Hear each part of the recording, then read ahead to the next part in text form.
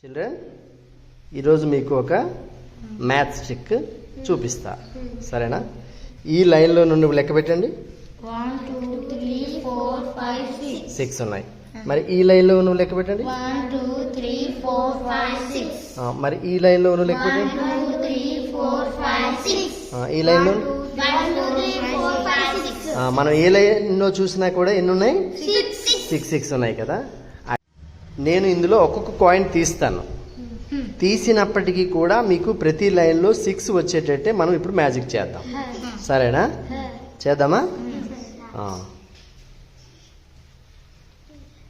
ఇప్పుడు ఈ line count చేయండి. 1 2 3 4 5 6 ఈ లైన్ కౌంట్ చేయండి. 1 2 3 4 5 6 ఈ లైన్ కౌంట్ చేయండి. 1 2 3 4 5 6 ఆ లైన్ కౌంట్ 1 2 3 4 5 6 అన్ని 6లే వచ్చాయి కదా. ఇప్పుడు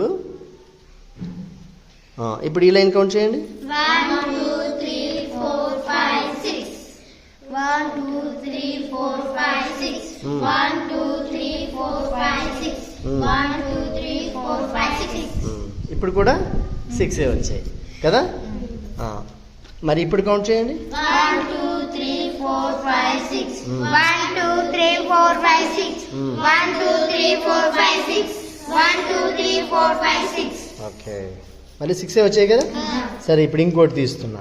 ఇప్పుడు కౌంట్ చేయండి. 1 2 3 4 5 6 1 2 3 4 5 6 1 2 3 4 5 6 1 2 3 4 5 6 చూసారా, మనం అందులో నుండి 4 కాయిన్స్ తీసినప్పటికీ కూడా మనం ఏ లైన్లో చూసినా 6 వస్తున్నాయి. ఇది ఈరోజు మ్యాథ్స్ ట్రిక్. ఈ మ్యాజిక్ వల్ల మీరు ఏం తెలుసుకున్నారు చెప్పు? ఏ మ్యాజిక్ చేయడం వల్ల మనకి ఎటువైపు లైన్ అయినా కూడా 6 ఎలా వచ్చింది చెప్పు?